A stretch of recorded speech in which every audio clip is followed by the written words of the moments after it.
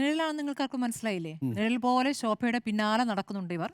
ഈ പറഞ്ഞ ഈ യാത്രയിലുടനീളം അവരുടെ കൂടെയുണ്ട്.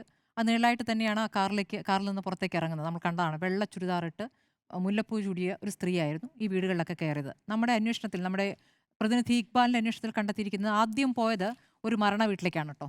ആ മരണ വീട്ടിൽ 15,000 രൂപ കൊടുത്തിട്ടുണ്ട്. 15,000 രൂപ കൊടുത്തതിന് ശേഷം അതിനുശേഷമുള്ള വീടാണ് ഈ ദേവുവിന്റെ വീട്.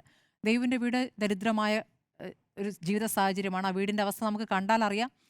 അവർക്ക് മരുന്ന് വാങ്ങാൻ 5,000 രൂപയെങ്കിലും മാസം വേണമെന്ന് പറയുന്നു. അവർ വോട്ട് ചോദിക്കാൻ വരുന്നവരോടൊക്കെ ആ കാര്യം പറയുന്നുണ്ട് എന്ന് ആ പാവം സാധു സ്ത്രീ പറയുന്നുണ്ട്. അവരുടെ ഒപ്പം കാര്യങ്ങൾ വിശദീകരിക്കാൻ മകനല്ലാതെ വേറൊരാളെ കണ്ടല്ലോ. ഒരു ഒരു വെള്ള ഷർട്ടിട്ട ഒരാളെ കണ്ടല്ലോ.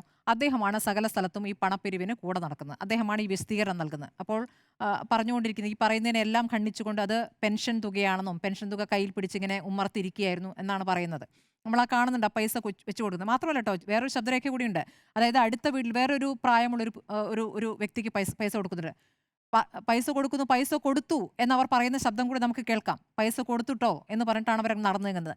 ഇത് കൃത്യമായി ചിത്രീകരിച്ചിരുന്ന കോൺഗ്രസിന്റെയും കെ.എസ്.യുവിന്റെയും പ്രവർത്തകർ, കോൺഗ്രസിന്റെ വിനേഷ് സർഗ അല്ലെ, കോൺഗ്രസിന്റെ വിനേഷ് സർഗ, റിനിൽ, മുഹമ്മദ് ഷാ കെ.എസ്.യുവിന്റെ പ്രവർത്തകരാണ്. ഈ 3 യുവാക്കളെയും അഭിനന്ദിക്കേണ്ടതുണ്ട് എന്നുള്ളതാണ്. കാരണം ഇങ്ങനെ വോട്ടിന് പൈസയും സാരിയും കൊടുക്കുന്നു. ഇത് ഒരു ദിവസമല്ല, കുറച്ച് ദിവസമായി തുടരുന്ന സംഭവമാണ്. അപ്പോൾ ഇതിങ്ങനെ ഒരു കാര്യം, ഇതിനൊരു തെളിവ് കിട്ടിയിട്ടില്ല. ആ തെളിവിന് വേണ്ടി ശോഭ സുരേന്ദ്രൻ പുറപ്പെട്ട സമയത്ത് തന്നെ ആ വാഹനത്തിന് പുറകെ, ശരിയാണ്, എൻ്റെ പുറകെ ഒരു കാർ ഉണ്ടായിരുന്നു എന്ന് അവർ പറഞ്ഞത് ശരിയാണ്. ആ കാറ് ഇവരുടെ കാറായിരുന്നു. ആ കാറിലിരുന്ന ആ യുവാക്കളുടെ സംഭാഷണം ഒരു തരത്തിലും ഒരു മോശം വാക്ക്, മോശം പദം നമ്മുടെ മുന്നിൽ കേൾക്കുന്നില്ല. ഇന്ന് ശോഭ സുരേന്ദ്രൻ ജനാധിപത്യത്തിന്റെ കരണത്തടിക്കാനുള്ള ശ്രമമാണ് നടത്തിയത്. അവർ ഈ കരണം അടിച്ചു പോയ്ക്കുമെന്ന് പറയുന്ന ഒരു യുവാവിനോട് പറയുന്നുണ്ടല്ലോ, ഫോൺ തട്ടിപ്പറിക്കാൻ ശ്രമിക്കുന്ന ദൃശ്യങ്ങൾ നമ്മൾ കണ്ടതാണ്.